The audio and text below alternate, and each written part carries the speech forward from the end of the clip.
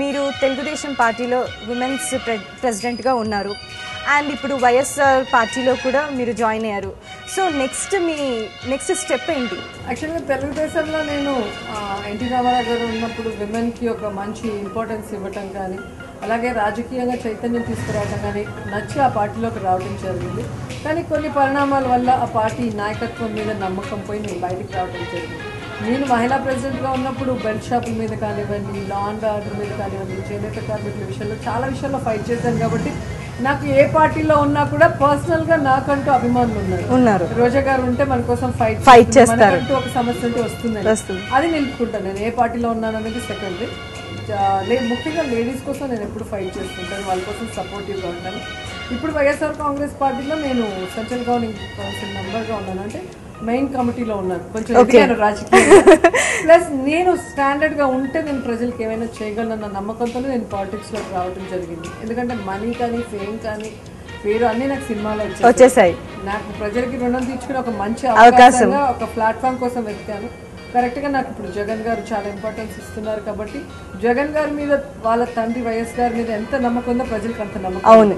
కాబట్టి అలాంటి నాయకత్వం కింద పనిచేయడం మేము కూడా హ్యాపీగా ఫీల్ అవుతున్నాం. ఎందుకంటే ప్రజలకు ఏదైనా చెయ్యాలి అన్న తపన ఉంది కాబట్టి కాలంలో కాబోయే కింగ్ మా జగన్ గారు వెనక మేము అందరూ ప్రజలకు కావాల్సిన. సో నెక్స్ట్ మేము చాలా ఎక్స్పెక్ట్ చేయొచ్చు అనమాట. మీ పార్టీ వచ్చిన తర్వాత లేడీస్కి ఎలాంటి ప్రాబ్లం ఉండదు అండ్ హ్యాపీగా ఉండొచ్చు కంప్లీట్గా విషయంలో కానీ, ఎడ్యుకేషన్ విషయంలో కానీ, సేఫ్టీ విషయంలో కానీ, ముఖ్యంగా లేడీస్కి అవసరం.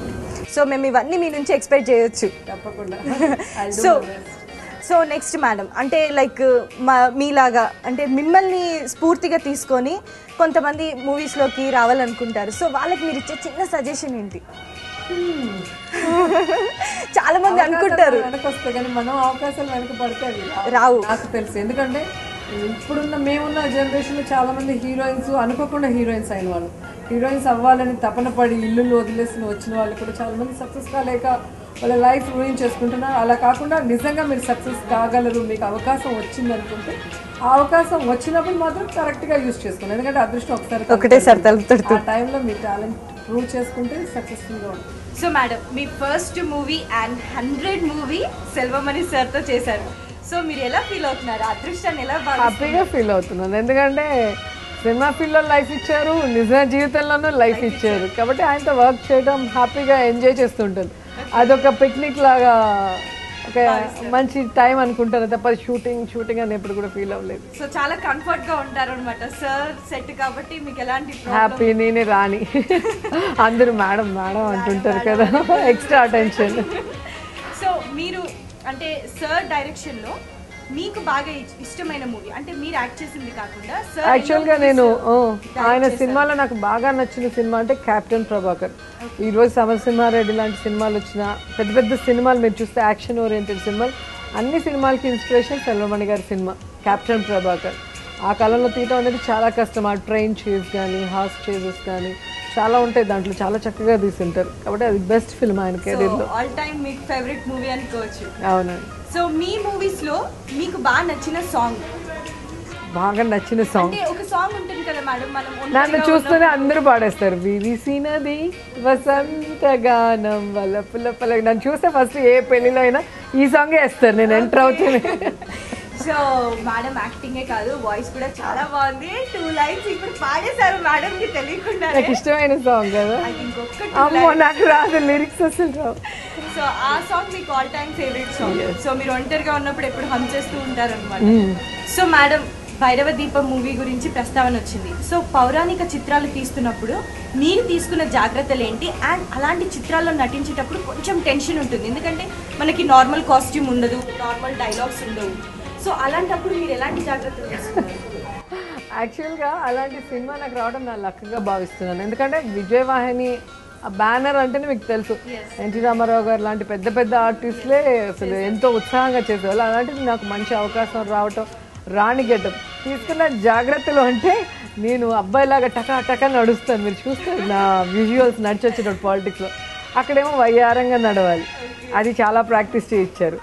సెకండ్ సిగ్గుపడటం, నాకు నవ్వటం వచ్చి కానీ సిగ్గుపడటం రాదు కాబట్టి నాకు సిగ్గుపడే షార్ట్ పెట్టినదంతా రోజే సిగ్గుపడుతుందంట రండి చూద్దామని వస్తారు అందరు కెమెరా వెనక నించుంటే నాకు ఎలా ఉంటుంది చెప్పండి నేను ఇలా అని ఇలా నవ్వుతాను అదే సిగ్గు సినిమాలో సిగ్గుపడటం రాదు సో మనం చూసుంటాము మేడం ఎప్పుడు ఇలా పెట్టుకున్నాను అంటే ఇంక సిగ్గు రాలేదు కాబట్టి మెల్లిగా ఎస్కేప్ అయినట్టే నేను కానీ దాంట్లో యాక్ట్ చేయడానికి భయపడలేదు ఎందుకంటే ఆల్మోస్ట్ అందరూ కొత్త ఫోక్లర్ మూవీస్ అందరూ నేర్చుకుంటున్నారు కాబట్టి నాకు పెద్ద టెన్షన్ అని ఏమనిపించలేదు కాస్ట్యూమ్స్ మాత్రం నాకు చాలా నచ్చాయి ఎందుకంటే ఆ కాస్ట్యూమ్స్లో నేను నిజంగానే రాజకుమారి లాగా ఉందని ఆ సినిమా తర్వాత రాణి క్యారెక్టర్ అయినా దేవుడి క్యారెక్టర్ అయినా రోజానే ఆ కళ్ళు ముక్కు స్మైల్ అని చెప్పి నాకే వస్తుంది బికాజ్ ఆ ఫిలిం వల్ల కాబట్టి అలాంటి మన ఊహల్లో ఉంటాయి తప్ప నిజ జీవితంలో కూడా మనం చూసుకోగలిగే అదృష్టం నాకు దొరికింది నాట్ ఓన్లీ ఫోక్లర్ మైథలాజికల్ చేశాను అదే బ్యానర్లో నేను కృష్ణార్జున విజయం అలాగే నక్సలైట్ సినిమాలు చేశాను ఎన్కౌంటర్ సమ్మక్క సారక్క అలాగే దేవుడి సినిమాలు దుర్గా యాక్షన్ మూవీస్ చేశాను సమరం అండ్ లా టీచర్ అలాగా ఆ వేరియస్ క్యారెక్టర్స్ వేరియస్ గెటప్స్తో నేను చేయటం అనేది నిజంగా డైరెక్టర్స్ థ్యాంక్స్ చెప్పుకోవాలి ఇండస్ట్రీకి థ్యాంక్స్ చెప్పుకోవాలి ఓకే సో మీరు చెప్పారు కదా ఇప్పుడు దుర్గా క్యారెక్టర్ చేశారు కదా సో కంప్లీట్గా డిఫరెంట్ క్యారెక్టర్ ఒక దేవతగా చూడాలి అంటే లైక్ అందరినీ తీసుకోరు కొన్ని క్వాలిటీస్ కళ్ళు ముక్కు ఫేస్ కట్ అన్నీ పర్టికులర్గా చూస్తారు మనకి ఇప్పుడు శ్రీరామరాజ్యంలో కూడా భూదేవి క్యారెక్టర్ అంటే నాకే వచ్చింది అది నా లక్గా ఫీల్ అయ్యాను నేను 2 scenes ఉన్నా కూడా చాలా బాగుంటుంది అసలు చూడటానికి మీరు ఎలా ఫీల్ అయ్యారు మేడం ఆ క్యారెక్టర్కి దుర్గా క్యారెక్టర్కి ఫస్ట్ మీకు చెప్పినప్పుడు మీరు ఎలా ఫీల్ అయ్యారు ఆ క్యారెక్టర్ని నేను దాంట్లో డిఫరెన్స్ ఉంది దేవుడి గెటప్ ఉంటుంది నార్మల్ గెటప్ ఉంటుంది ప్లస్ నేను చనిపోయిన తర్వాత నాలోకి ఒక నెగిటివ్ క్యారెక్టర్ వచ్చాక నేను ఒక ఫెరోషియస్గా యాక్ట్ చేయడం మళ్ళీ అందరు చూసినప్పుడు ఇన్నోసెంట్గా యాక్ట్ చేయడం అదొక డిఫరెంట్ ఒక ఎక్స్పీరియన్స్ నాకు కూడా నేను ఆ మూవీని ఆల్మోస్ట్ 5-6 టైమ్స్ చూసాను మేడం ఎప్పుడు ఆ మూవీ వచ్చినా నేను చూస్తాను యాక్చువల్గా ఆ సినిమాలో నా డాటర్గా నా సన్గా యాక్ట్ చేసింది మా అన్నయ్య కూతురు చిన్నది నేనంటే చాలా ప్రాణం ఆ సినిమాలో వచ్చి నా దగ్గరికి వచ్చినప్పుడు ఏడవాలి ఎందుకంటే విలన్ నాలో ఉన్నారు మిగతా అందరి దగ్గర నవ్వాలి అదేమో నా దగ్గర నవ్వుతుంది ఎవరి దగ్గర నవ్వదు మళ్ళీ ఉండేది ఒక్కొక్క షాట్కి దాన్ని ఇలా ఇలా ఇలా భయపెడితే మళ్ళీ పెద్ద అయ్యాక సీడీ తెచ్చుకుని చూసి అక్కడికి నేనంటే ప్రేమ కదా ఎందుకు నన్ను అంత హింసించింది ఎందుకు నన్ను అలా కొట్టిందని అడుగుతుంది చూసి లేదు రాదు యాక్టింగ్ అని చెప్తే ఆహా అనుకుంటాను తెలియదు కదా సో ఆ మూవీలో మీరు చాలా స్వీట్ మెమరీస్ని ఫేస్ చేశారనమాట సో మేడం మీ ప్రెషస్ టైంని మా ఇండియా ఛానల్కి స్పెండ్ చేసి మీ స్వీట్ మెమరీస్ని మాతో షేర్ చేసుకున్నందుకు thank you so much thank you అండి మళ్ళీ ప్రేక్షకులందరినీ కలుసుకొని మళ్ళీ వాళ్ళందరికీ దగ్గర అయ్యే అవకాశం ఇచ్చినందుకు మీకు కూడా thanks thank you so much madam it's my pleasure